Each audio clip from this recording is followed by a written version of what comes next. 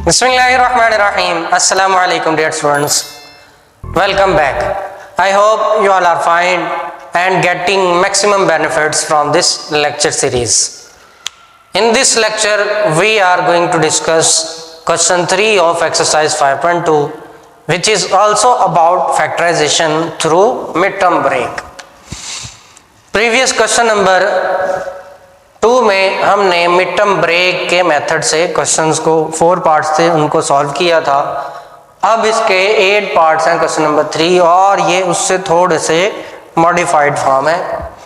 जो हमने पिछला क्वेश्चन किया था उसमें हमें एक्स स्क्वायर के कोफिशिएंट्स तमाम जगहों पर 1 थे, यहाँ पर एक्स स्क्वायर के साथ कुछ कोफिशिएंट्स हैं यानी कि 1 के अलावा हैं। तो अगर ऐसा केस आ जाए जिसमें एक्स स्क्वायर के अलावा कोई कोफिशिएंट हो, उसके लिए पहला स्टेप ये होता है कि हमने इन दो नंबर्स को मल्टीप्लाई कर लेना है।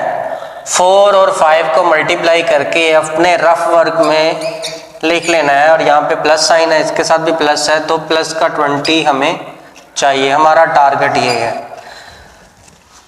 नेक्स्ट अगला काम हमने मिड टर्म को ब्रेक करना है। मिड टर्म को ब्रेक करके हम पहले ये करते थे कि जो ये नंबर होता है उनको मल्टीप्लाई करें तो ये आंसर आए, लेकिन इस केस में जब आप इन दोनों को मल्टीप्लाई कर देंगे टारगेट ये है हमने इसकी मिड टर्म ब्रेकिंग ऐसे करनी है कि आंसर 20 आए, यानी ऐसे नंबर चुनने हैं कि उनको मल्टीप्लाई करें आंसर +20 आए और उनको ऐड या सब्ट्रैक्ट करें तो आंसर जो है वो 12 वापस आए। तो यहाँ पर हम इन दो को मल्टीप्लाई करके लिख लिया है। 4x² ऐसे ही आएगा। 12 इधर प्लस आ रहा है, रूल वही है, प्लस हो तो हमने फैक्टर्स 12 से नीचे वाले देखने हैं। 12 से नीचे 11 है और उसके साथ 1 है, आंसर आता है 11। उसके बाद अगर हम कंसीडर करें 10 और उसको मल्टीप्लाई करें, यहाँ से एक कम करते जाते हैं और इधर से एक बढ़ाते जाते हैं, आंसर आ रहा है 12 2 20। तो हमें 20 ही चाहिए और प्लस का चाहिए। इसका मतलब दोनों अगर प्लस की टर्म्स हो यानी 10x और 2x तो हमें आंसर मिल जाएगा 20। इन दो को मल्टीप्लाई करें 10 2 20 और x इसके साथ आ जाएगा। अब एक और चीज यहाँ पे कि जब हम इन दोनों को मल्टीप्लाई करते हैं, सिर्फ मैंने यहाँ पे कोफिशिएंट्स को मल्टीप्लाई किया, इसके साथ वेरिएबल भी आ रहा है और वो है वेरिएबल x²। तो अगर हम 11x लगाएं और इधर भी x लगाएं तो 11x को इससे मल्टीप्लाई करें 11x² आता है, इसके साथ भी x हो इसके साथ भी x हो तो 20x², यानी हमारी ये जो कोफिशिएंट वाली बात है 20 वो भी पूरी हो रही है और दूसरी कंडीशन यानी कि x² होना चाहिए तो x² वाली कंडीशन भी पूरी हो रही है। अब हम इन दोनों को पेयर्स की शक्ल में इस तरह से डिवाइड कर देंगे और इनकी पेयरिंग बनाकर हम कॉमन लेंगे। इन दोनों में से कॉमन आ रहा है 2x, तो यहाँ आ जाएगा 2x बच जाएगा और यहाँ पे 5। इन दोनों में से कुछ भी कॉमन नहीं है तो 1 इन दोनों में से कॉमन है, यहाँ बचेगा 2x + 5। तो आपको ये बताया था कि अगर आपके ये एलिमेंट जो ब्रैकेट में आ रहे हैं सेम हो तो आपकी मिड टर्म ब्रेक सही हुई है और आप उस क्वेश्चन में सही चल रहे हैं। अब हमने 2x + 5 इन दोनों में से कॉमन, एक टर्म ये है दूसरी टर्म ये है, इन दोनों में से 2x + 5 को कॉमन ले लेना है। जब कॉमन लेंगे यहाँ से बचेगा 2x और ये कॉमन चला गया, यहाँ से बच गया 1। यही इसकी फैक्टराइजेशन है, ये इसके फैक्टर्स आ गए जो हमें क्वेश्चन की बनता। अब हम करते हैं इसका सेकंड पार्ट है 30x² + 7x - 15। अब यहाँ इस पार्ट में हमने वही काम करना है, 30 को मल्टीप्लाई कर देना है 15 के साथ। तो 30 को 15 3 45 होता है, 0 वैसे का वैसे आ जाएगा 450 यानी कि, और x² और क्योंकि यहाँ पे माइनस है माइनस इंटू प्लस माइनस आएगा, यानी हमारा इस केस में टारगेट जो है वो 450x² है। हम इसमें मिड टर्म ब्रेक करना चाह रहे हैं 30x² ऐसे ही। जब माइनस आ रहा हो यहाँ पे तो हम क्या करते हैं, जो फैक्टर्स हमने चूज करने हैं वो दरमियान वाला जो नंबर है, मिड में नंबर है, उससे हमने बड़े वाले कंसीडर करने हैं। यानी यहाँ पे 12 था तो हमने 11 उससे 12 से छोटा है, 10 उससे छोटा है, हमने नीचे की तरफ। अब हमने ऊपर की तरफ करना है, यानी कि 8 को 1 से स्टार्ट लेंगे, 8 1 जा, फिर उसके बाद 9 2 जा, यहाँ से एक एक बढ़ाते जाएंगे, यहाँ से भी एक एक बढ़ाते जाएंगे, 10 3 जा।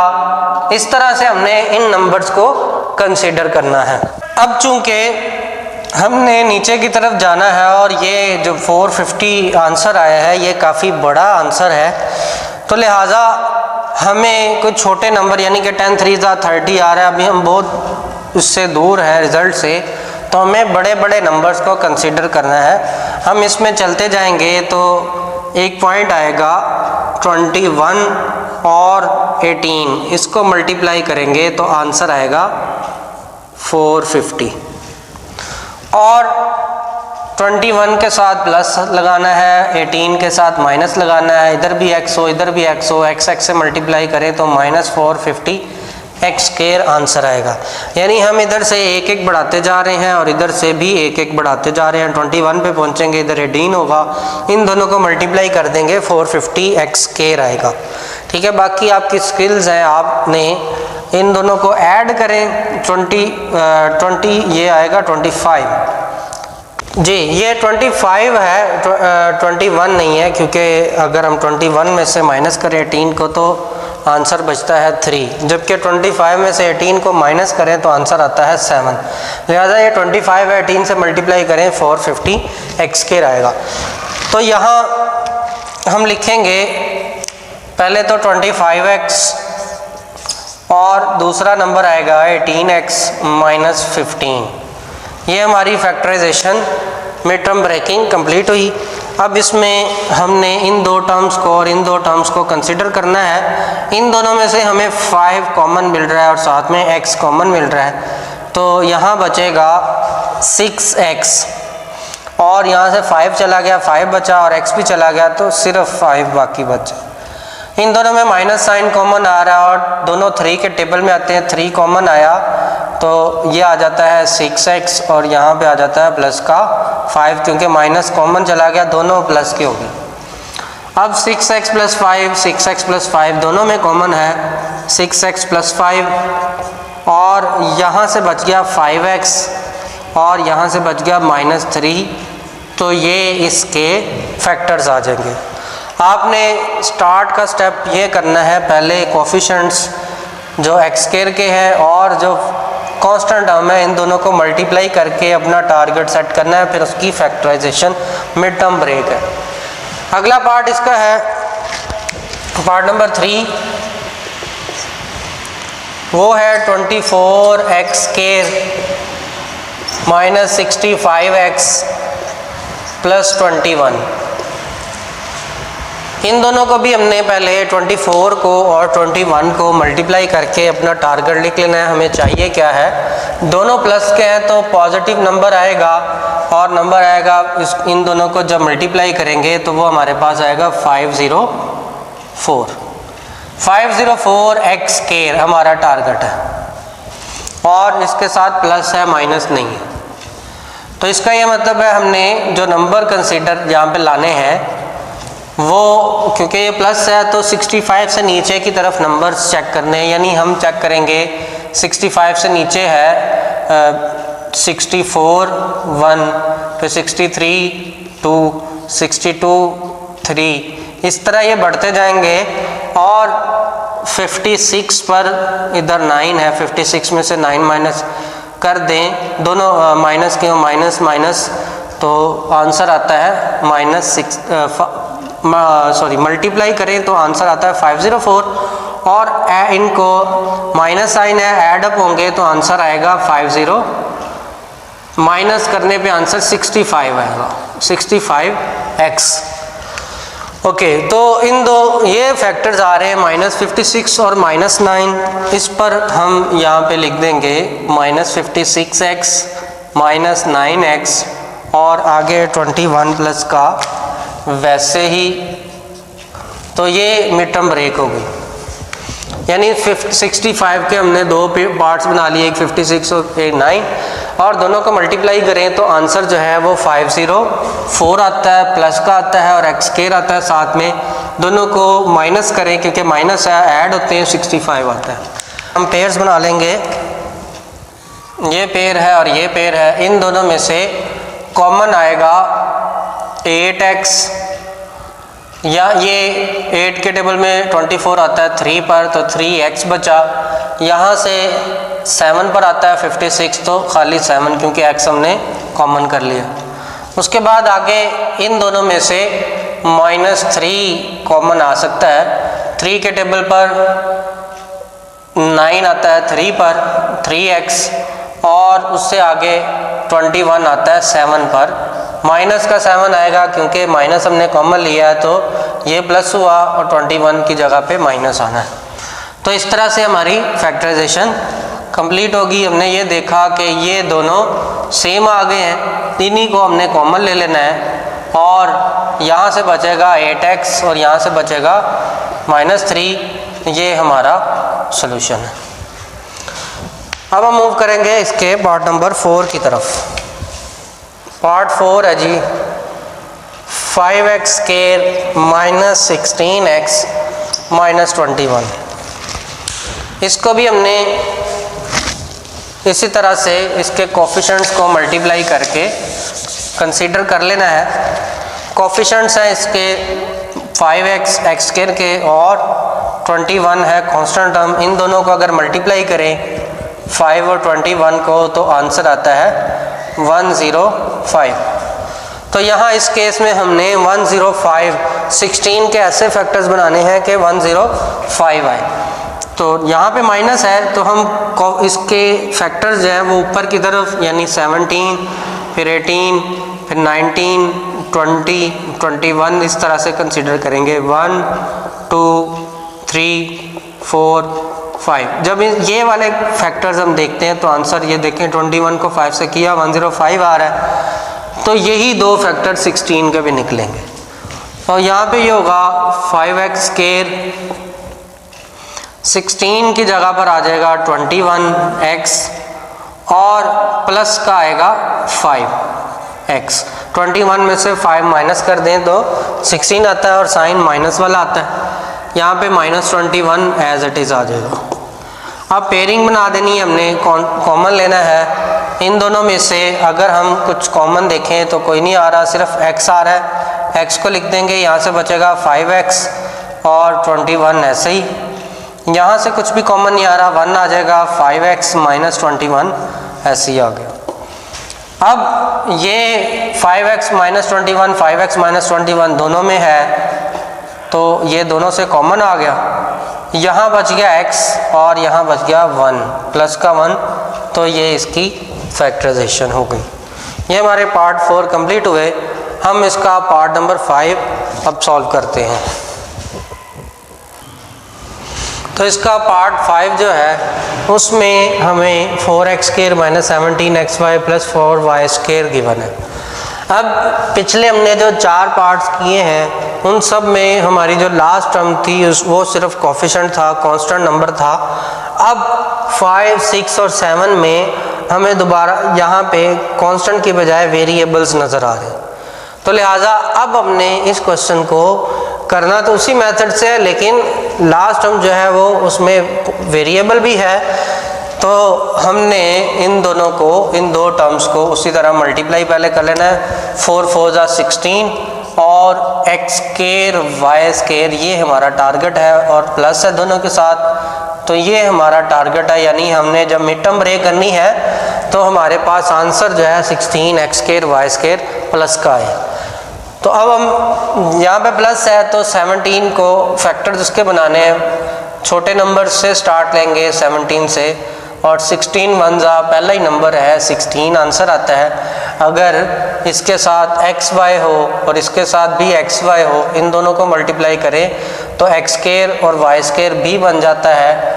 और अगली बात, अगर ये भी माइनस का हो ये भी माइनस का हो, माइनस इंटू माइनस प्लस होता है, तो प्लस का 16 एक्स स्क्वायर वाई स्क्वायर आता है। इसलिए अब हमारे जो फैक्टर आ गए -16xy -1xy यानी xy। तो यहाँ हम इसके लिए 4x² को ऐसे लिख देंगे, पहला -16xy फिर -xy, यहाँ पे 1 मौजूद होता है और लास्ट पे 4y², ये वाली टर्म नीचे आ गई। अब हमने 17 को ब्रेक कर लिया, 17 को 16 और 1 की फॉर्म में। हमने देखना है कॉमन दो पेयर्स में से इन दो और इन दो में से। इन दो में 4 जो है वो कॉमन है, साथ में x भी कॉमन है। यहाँ से बच रहा है x और 16 में से 4 चला गया, यहाँ पे बच जाएगा 4 और y। इन दोनों में से कुछ भी कॉमन नहीं आ रहा, हाँ y आ रहा है कॉमन और माइनस साइन, तो y कॉमन ले लिया, यहाँ पे माइनस साइन कॉमन आ गया तो बच गया x, और इधर से माइनस साइन कॉमन लिया था तो यहाँ पे माइनस रहेगा और 4y आ जाएगा, क्योंकि एक y इससे मल्टीप्लाई होगा तो y² बनेगा। अब ये दोनों टर्म्स दोनों में सेम हो गई। अब इसी को कॉमन ले ले दोनों टर्म्स में से, x - 4y, ये 4x माइनस ये वाला y, ये इसकी फैक्टराइजेशन आ जाए। इसका पार्ट नंबर 6 करते हैं। पार्ट 6 है 3x² - 38xy और 13y²। इसके लिए भी हमने पहले देखना है, हमारा टारगेट क्या है। 3 को 13 से मल्टीप्लाई कर दे और माइनस भी है तो ये बनता है -39 और x² और y² वैसे ही। तो हमारा टारगेट ये है, हमने मिड टर्म को ब्रेक करके ये 39 लाना है। यहाँ माइनस है तो हमने 38 से ऊपर वाले नंबर्स कंसीडर करने हैं। 38 से ऊपर 39 होता है और यहाँ पे 1, इसको 1 से मल्टीप्लाई करें तो आंसर आता है हमारा 39 ही। ओके, 39 हमारा पहले नंबर पे ही आ गया। अब इसके साथ माइनस और इसके साथ हम प्लस लगाएं अगर, तो 39 में से एक माइनस कर दें, यानी -39 में एक ऐड कर दें तो 38 आता है। और इन दोनों को मल्टीप्लाई करें, 39 को 1 से, माइनस के 39 को प्लस के 1 से करें तो आंसर माइनस में आता है। तो साइन हमारा माइनस में हो गया। और इसके साथ अगर xy हो, इसके साथ भी xy लगाएं तो आंसर यहाँ पे x² और y² बन जाता है जब मल्टीप्लाई करते हैं। लिहाजा हमारे फैक्टर्स हमें मिल गए हैं। अब हम इसको सिर्फ यहाँ पे नोट डाउन कर लेंगे। पहला हमारा जो फैक्टर आया वो है 39xy, दूसरा हमारा प्लस का है और 1xy यानी कि xy, और आगे वाली टर्म -13y² वैसे ही नीचे उतार ली। अब इन दो में से हमने कॉमन देखना है और इन दो में से हमने कॉमन देखना है।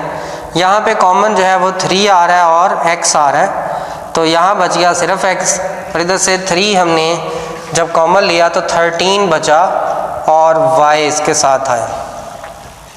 यहाँ इन दोनों में से सिर्फ y कॉमन आ रहा है, प्लस का ही y आएगा, और यहाँ बच गया x -13y। अब ये दोनों टर्म्स सेम आ रही हैं तो लिहाजा 3x, सॉरी पहले ये टर्म लिखेंगे x -13y, और यहाँ से बचा 3x + y, और ये इसका आंसर। हम इस टर्म को 3x + y को पहले भी लिख सकते हैं, उससे फ़र्क नहीं पड़ता। बहरहाल ये हमारा आंसर आ गया। पार्ट 6 हो गया। अब हम करते हैं इसका पार्ट नंबर 7। 7th पार्ट है जी 5x² + 33xy -14y²। इसमें हमारा टारगेट क्या है, हम इन दोनों को मल्टीप्लाई करेंगे। 5 को 14 से मल्टीप्लाई कर दें, आंसर आता है -70 और x² y²। हमने जो नंबर कंसीडर करने हैं यहाँ पे माइनस है तो 33 से ऊपर वाले करेंगे। पहला है 34, 1 से मल्टीप्लाई करें आंसर आता है 34 ही। फिर उसके बाद 35, इसको 2 से मल्टीप्लाई करें, आंसर आता है 70। तो 70 आ गया हमारा। 70 जो टारगेट था वो हमें बहुत जल्दी अचीव हो गया। अब हमने 33 के साथ, क्योंकि प्लस है तो बड़ी वैल्यू के साथ प्लस लगा देना है और 2 के साथ माइनस लगा देना है। 35 में से 2 माइनस करें 33 बचता है, और इसके साथ xy और xy चाहिए ताकि ये माइनस का 70 x स्क्वायर y स्क्वायर आ सके। तो हमें फैक्टर्स मिल गए हैं, उनको सिर्फ हमने यहाँ पे नोट डाउन कर लेना है। 5x स्क्वायर प्लस का 35xy, ये पहला नंबर आ गया। उसके बाद माइनस का 2xy दूसरा नंबर आ गया, और आगे माइनस 14y स्क्वायर, ये हमने ऊपर से नीचे वैसे ही उतार लिया। अगला काम है पेयर्स बनाकर कॉमन लेना। तो इन दोनों में से 5 कॉमन आ रहा है और x कॉमन आ रहा है। यहाँ बचेगा हमारे पास x और यहाँ बच जाएगा 7y, क्योंकि 5 7 35 और x इंटू वाई xy। यहाँ से माइनस कॉमन आ रहा है और 2 और y, यहाँ से y चला गया तो यहाँ बच गया x, 2 भी चला गया। आगे है 14 के टेबल 2 के टेबल में 14 आता है 7 पर, तो 7 आएगा और y। यहाँ प्लस इसलिए लगाया, पहली बात तो ये है कि यहाँ प्लस है इसलिए प्लस ही लगना है। दूसरा, एक्सेल में हमने माइनस माइनस कॉमन ले लिए, माइनस तो कॉमन आ गया तो ये दोनों पॉजिटिव आनी चाहिए, इसलिए अब ये दोनों सेम है तो x प्लस 7y कॉमन, यहाँ से 5x बचा और यहाँ से माइनस 2y, और ये हमारी फैक्टराइजेशन कंप्लीट होगी। इस क्वेश्चन का लास्ट पार्ट है। बाकी दोनों जो हमने किए हैं क्वेश्चंस, यानी कि हमने इसमें 2 तरीकों के क्वेश्चन किए, 1 से लेकर 4 तक। उसमें कोफिशिएंट्स जो लास्ट कांस्टेंट टर्म्स हैं उनमें के साथ कोई वेरिएबल नहीं है। अगले जो 3 पार्ट्स हमने किए हैं उनमें वाई स्क्वायर जो लास्ट टर्म है उसके साथ वाई स्क्वायर यानी एक और वेरिएबल भी आ रहा है। अब ये पार्ट करने जा रहे हैं, इसमें टोटली डिफरेंट है। 5x minus 1/x whole square, हमारे पास एक अलग से ही टर्म है, उसका स्क्वायर लिखा हुआ है कंप्लीट स्क्वायर, फिर वही टर्म जिसका स्क्वायर लिखा है वो वैसे ही आ रही। तो इस टाइप का जब आ जाए तो उसकी फैक्टराइजेशन के लिए हम क्या करते हैं वो इस क्वेश्चन में देखते हैं। क्वेश्चन को पहले नोट डाउन कर लें। 5x minus 1/x whole square plus 4 और उसके साथ 5x over 1 minus 1/x plus 4।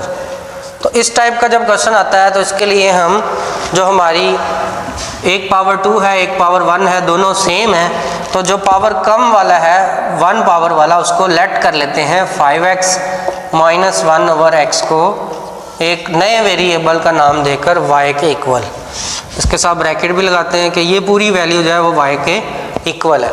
इसको करने का दूसरा मेथड है वही जिससे हम पिछले क्वेश्चन करके आ रहे हैं। इसको भी अगर हम इस टाइप का क्वेश्चन समझें और x स्क्वायर और x, तो ये इस तरीके से भी हो सकता है, मगर इस तरह करने से हमें क्या फ़र्क पड़ता है, क्या हमारे लिए आसानी आती है, वो ये कि जब हम इसको y पुट कर लेते हैं तो ये वाला पार्ट हमारा बन जाता है y और उसके ऊपर स्क्वायर, उसके बाद प्लस का 4 और उसके साथ ये वैल्यू को क्योंकि हमने y रखा था तो 4y और लास्ट वाला प्लस का 4। इस तरह क्या होता है y square plus 4y plus 4, ये फॉर्मेट आ जाता है जो हमने इस क्वेश्चन में यूज़ किया है। सिर्फ इसमें कोफिशिएंट के साथ कोई नंबर है, जबकि यहाँ पे जो y स्क्वायर है उसके साथ कोई नंबर नहीं आ रहा, जैसा यानी कि हमने क्वेश्चन नंबर 2 किया था, ये वैसा हमें मिल जाता। अब हमने इसकी मिड टर्म ब्रेक करनी है, तो y स्क्वायर यहाँ पे 4 आ रहा है, टारगेट हमारा 4 है, सिंपल 4, उसके साथ प्लस है, तो हम क्या करते हैं इसका 1 और इस 4 को मल्टीप्लाई करते हैं, 4 आता है और साथ में y स्क्वायर भी। तो अब मिड टर्म ब्रेक करनी है, ऐसा नंबर लेकर आना है 4 से कम, 3 1 जा 3, उसके बाद 2 2 जा 4, तो 2 और 2 यानी हमने यहाँ पे फैक्टर्स जो लिखने हैं 2y प्लस 2y और प्लस का ये वाला 4। तो पेयरिंग बनानी है, ये पेयर है ये पेयर है, इन दोनों में से कॉमन आता है y और y प्लस 2, यहाँ से y कॉमन आ गया, यहाँ पे y बचा और इधर बच गया 2, इन दोनों में से कॉमन 2 आता है तो y प्लस 2। अब ये दोनों टर्म सेम आ गई तो y प्लस 2 ये वाला कॉमन, और यहाँ से y बच गया और यहाँ से भी 2 बच गया। अब ये दोनों टर्म्स एक जैसी हैं तो ये बन जाती हैं y प्लस 2 का होल स्क्वायर। इससे मिलते जुलते हमने क्वेश्चन नंबर 1 में किए हैं, जिनमें हमने स्क्वायर को कंप्लीट करना होता है। बहरहाल ये बन गया y प्लस 2 का होल स्क्वायर। अब क्वेश्चन हमें दिया हुआ था x की फॉर्म में और आंसर हम ले आए हैं y की फॉर्म में, लिहाजा अब हम क्या करेंगे, y की वैल्यू को वापस पुट कर देंगे ताकि हमारा आंसर जो है वो x की फॉर्म पे वापस आ जाए। तो हम यहाँ पे पुट करेंगे, पुटिंग वैल्यू ऑफ y की वैल्यू पुट करेंगे तो इस y की वैल्यू है 5x माइनस 1/x, ठीक है, ये 5x माइनस 1/x और आगे 2 है प्लस का 2 उसकी पावर 2, ये हमारा आंसर होगा। हमें क्वेश्चन जो है x की फॉर्म में दिया हुआ है, हमने खुद से लेट किया y के इक्वल जो उसकी कम पावर है उसको, और फिर उसको सॉल्व किया। जब हम इसकी कम पावर, इसकी जगह पे y स्क्वायर आ गया और इसकी जगह पे ये जो टर्म है इसकी जगह पे y आया, तो ये y स्क्वायर प्लस 4 ये वाला, y इसकी जगह पे प्लस 4 ये वाला, और ये हमारे पास सिंपलीफाइड फॉर्म बन गई। अब हमने इसकी मिड टर्म ब्रेक करके इसका सोल्यूशन फाइंड कर लिया। सोल्यूशन फाइंड करने के बाद y, क्योंकि हमें क्वेश्चन में y नहीं गिवन था, x गिवन था, तो ये लाजमी स्टेप है, हमने आंसर भी उसी वेरिएबल में लाना है जो हमें क्वेश्चन में दिया हुआ है। अगर हम ये नहीं स्टेप करते हैं तो हमारे मार्क्स डिटेक्ट होंगे, हमारा क्वेश्चन गलत तस्वुर होगा, और फिर हम यहाँ पे वैल्यू जब लगा देते हैं तो ये हमारा आंसर आता है और हमारी फैक्टराइजेशन मिड टर्म ब्रेक जो क्वेश्चन नंबर 3 था वो इसके साथ कंप्लीट होता है। नेक्स्ट वीडियो में हम क्वेश्चन नंबर 4 उसके और नेक्स्ट क्वेश्चंस को सॉल्व करेंगे। तब तक के लिए इजाज़त दीजिए, अल्लाह हाफिज़।